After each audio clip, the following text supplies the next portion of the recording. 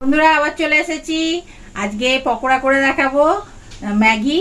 তা আপনারা বাড়িতে লোকজন এলেও খুব চটজলদি এই পকোড়াটা তৈরি করে দিতে পারবেন। মানুষজনকে বসিয়ে রেখেও তো আপনারা তৈরি করে দেবেন টকটক।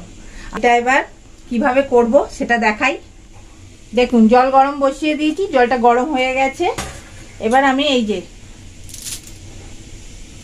ম্যাগি নিয়ে নিয়েছি।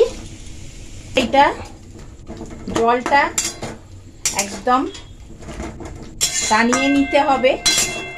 এটা হোক, তারপর কি করবো, এটা একবার জলটাকে পুরো শুকিয়ে নিতে হবে। জল কিন্তু ফেলে দিলে হবে না, এটার মধ্যেই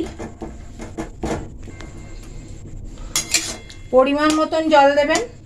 জলটা যেন বেশি না হয়, বেশি জলটা হলে কি হবে, এই ম্যাগিটা গলে যাবে, তখন কিন্তু নুডলসটা হবে না। তাই জন্য জলটা পরিমাণ মতন দেবেন, আর এর মধ্যেই জলটা টানিয়ে নিতে হবে। এটা জোর আছেই করবেন, জলটা তাড়াতাড়ি টেনে নেবে, তাড়াতাড়ি সেদ্ধও হয়ে যাবে। আমার হয়েই এসেছে, জলটা শুকিয়ে গেলেই নামিয়ে নেব। তারপর কি করব দেখাচ্ছি। দেখুন জলটা শুকিয়ে গেছে, এবার এটা নামিয়ে আমি ঠান্ডা করে নেব। দেখুন ম্যাগিটা আমার ঠান্ডা হয়ে গেছে। এবার আমি এই যে দুটো ডিম ফাটিয়ে দিয়ে দেবো এর উপর।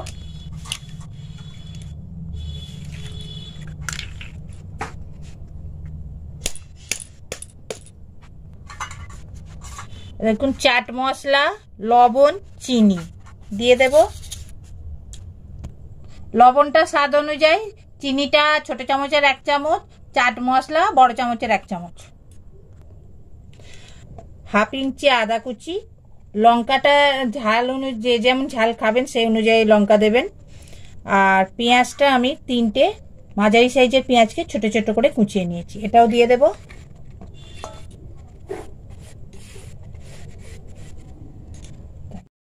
এবার এই যে ম্যাগি মশলা সেটাও দিয়ে দেব।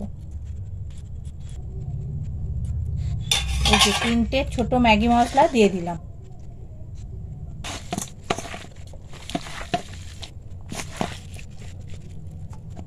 এই যে এবার এটা ভালো করে ডিম দিয়ে আর মশলাগুলো ভালো করে নুডলসের সঙ্গে মিশিয়ে নেব।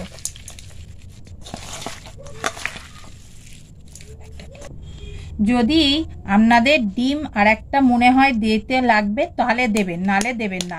আমার মনে হচ্ছে আর একটা আমার ডিম লাগবে, তাই জন্য আমি আর একটা ডিম দিলাম, বেশি পাতলা যেন না হয়।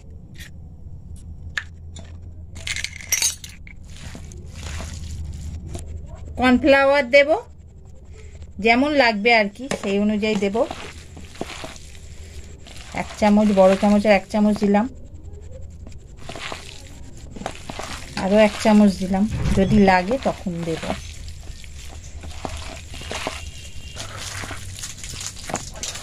যেমন লাগবে সেই অনুযায়ী কর্নফ্লাওয়ার দেবেন। আমি 3 চামচ কর্নফ্লাওয়ার দিয়েছি, বুঝে জিনিসটা দেবেন, কম বেশি করে নেবেন। আপনারা চাইলে এর সঙ্গে ধনেপাতা দিতে পারেন, ধনেপাতাটা দিলে আরো টেস্টটা বেশ ভালো লাগবে, আসবে, একটা সুন্দর সেন্টও ছাড়বে। তা আমার একদম ছোট ছোট গোল গোল করে তেলটা গরম হয়ে গেছে, এবার দিয়ে দেব। আঁচ কিন্তু কমিয়ে ভাজবেন, বেশি চড়া আঁচে ভাজবেন না, তাহলে ভেতরটা আর ভাজা হবে না, ওপরটাই লাল হয়ে যাবে। যেটা বলছি সেটা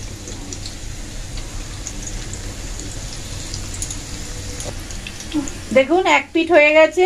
এবার এটা উল্টে নেব, আর এটা একটু সময় ধরে লাল লাল করে ভেজে নিতে হবে।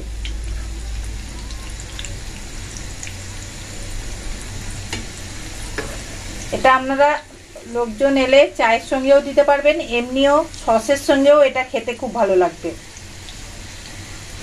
দেখুন এরকম লাল লাল করে ভেজে নেবেন, নিয়ে এবার তুলে নেব। ভাজা হয়ে গেছে,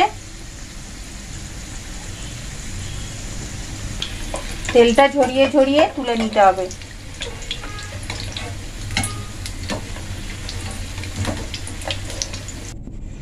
বাদ বাকিগুলো এরকম ভাবেই ভেজে নেব।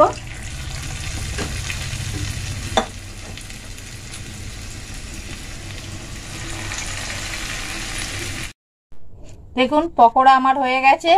এরকম ভাবে বাড়িতে তৈরি করে খেয়ে দেখবেন, খুব ভালো লাগবে। আর আমার চ্যানেলটা বেশি করে দেখবেন, সাবস্ক্রাইব করবেন, শেয়ার করবেন, লাইক করবেন, আর কনস্ট্রাকশন বেশি কমেন্টস করে জানাবেন কেমন লাগলো ভিডিওটা। টাটা।